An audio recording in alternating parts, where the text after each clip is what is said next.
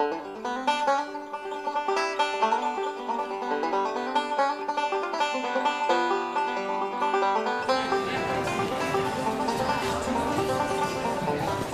we're having an environmental awareness fair for our middle school students, and the reason we're having this is because the students were reading a book called Operation Redwood, which is about a group of middle school students in California that try to save the redwood forest. And this book is being read as part of the Starbooks project, which is presented and paid for by the Community Foundation of Sarasota. So all middle school students read this book.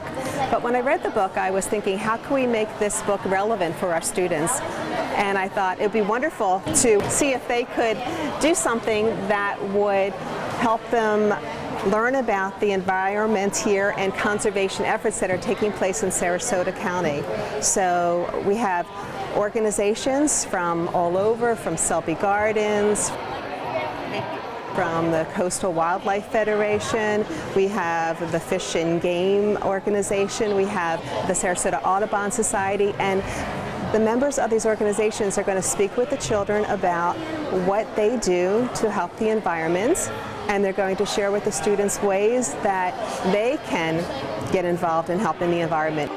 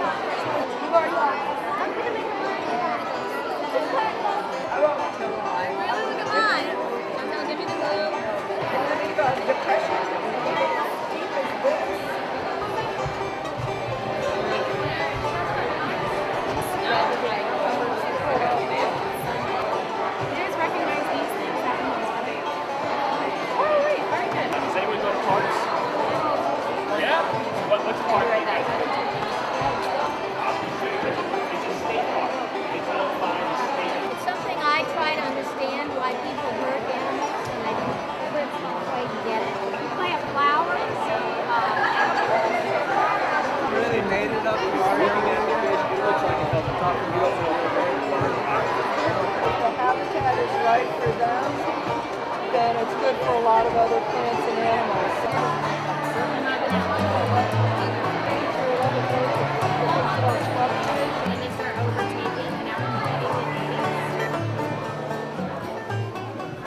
A lot of the kids were really engaging. They wanted to know about parks in our area.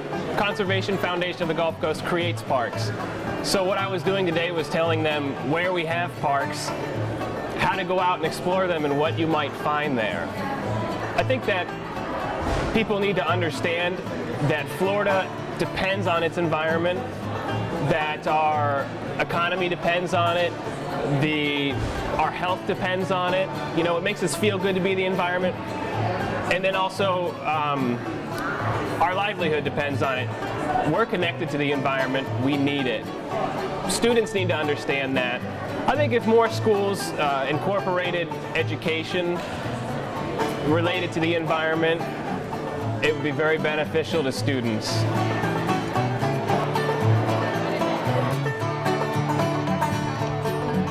Well, I think it's really a great idea for the school to have an environmental fair.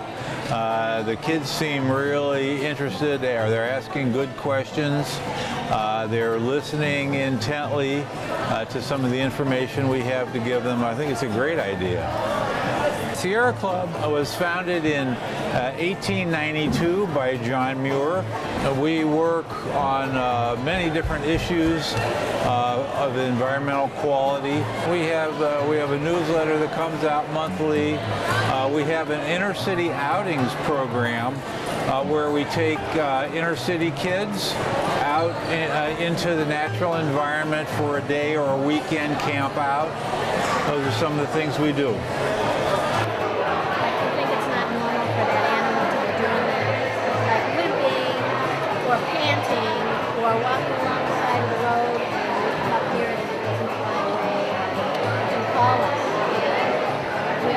walk them through what to do. But the bottom line is I want the students to realize that they can make a difference. That's what it's all about. You can always help and make the parks cleaner. And because if they don't stay clean, if we don't do our part to help protect them, then they'll get destroyed. And then, you know what will happen? The box turtle won't have a place to live. Or the raccoon won't have any place to find food to survive.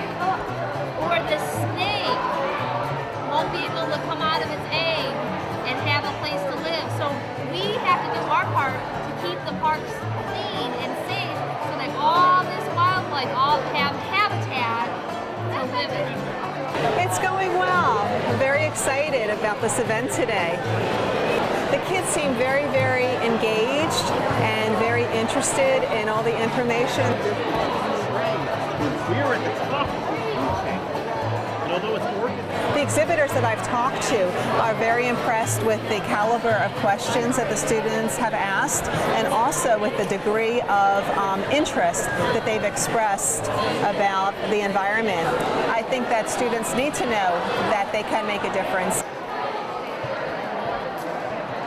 At the end of this event, each student is going to write their thoughts on a leaf, and they're going to write, I can make a difference by doing, and then they're going to write their words, and we're going to hang it on our Art Deco tree for everybody to see.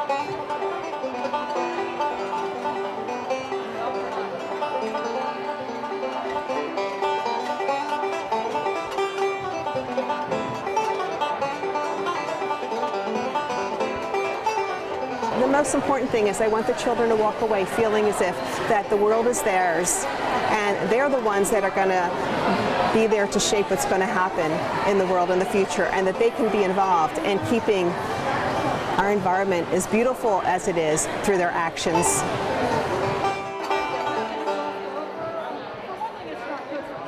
Clara Herzog is our horticulture teacher, and she'll be retiring at the end of this year. And it's going to be very sad because she's done such a nice job at the campus and has really touched so many children's lives by teaching them about plants and growing things.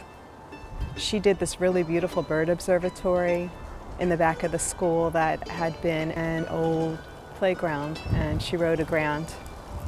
And it was through Lowe's, the store Lowe's, and they provided her funds to build this beautiful bird observatory, which is being used by the art teacher and by the science classes, in which children can go out there and draw pictures of the birds. And she also purchased binoculars so the children can actually look at the birds. She's really done a lot for this campus, and we're going to really miss her. Recently we had an environmental awareness fair at Laurel Nokomis School. It was a ball, really. We had people that represent the environmental community, probably about maybe 15 different organizations that were participating. I was there on behalf of Sarasota Audubon because I work with the shore nesting birds on Siesta Key, the little snowy plovers. And the kids were very engaged when I talked to them about the snowy plovers and the work that I do.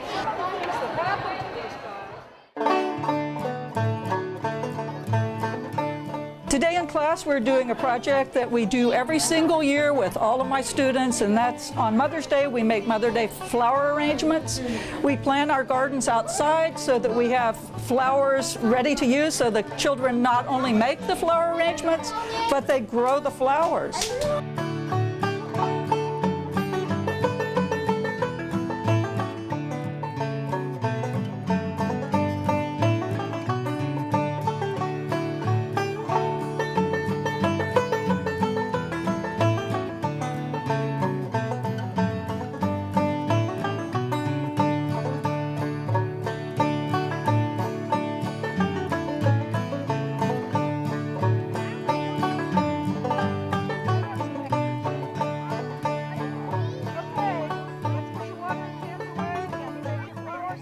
What we're using here are zinnias and gaillardias.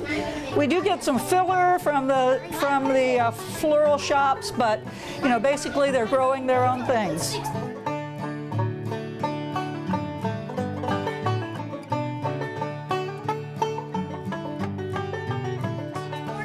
Do you think you're a pretty good florist? What's your name? You don't? I think it's beautiful. Do you think she's a good florist? I do too. I'm not going. You guys all hold your flowers up so they can see what a good job you did on your floral arrangements.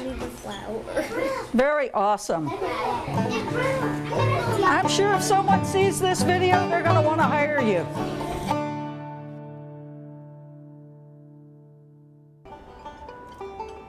Several years ago, we had the opportunity to re-landscape the school. It was just basically sand and dirt. And we started just by doing one area at a time.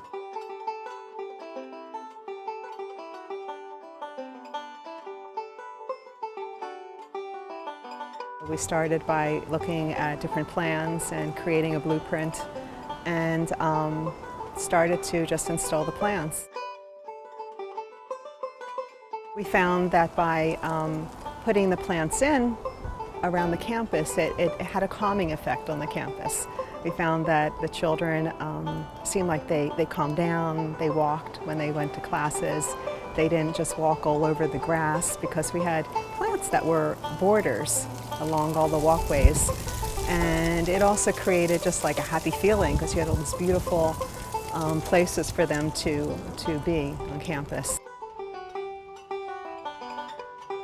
Our PTO also helped with funding, you know, some of the gardens that we have here, and Claire Herzog also helped by bringing in butterfly plants as well, and the children helped. And the unique thing about our campus is when we put the landscaping in, the challenge was how are we going to take care of all this, because there are a lot of butterfly plants, a lot of plants that need a lot of maintenance, and we agreed that we would maintain the trimming and the campus. So that's what we do. The faculty and the students, we have occasional pruning parties. And we meet after school and we each have scissors and plastic bags, and we trim the plants and we maintain it.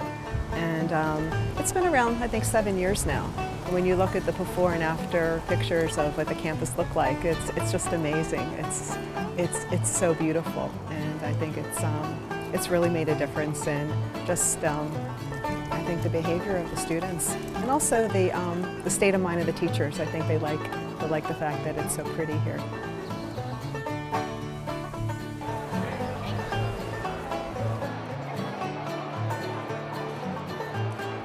It was fun, yeah.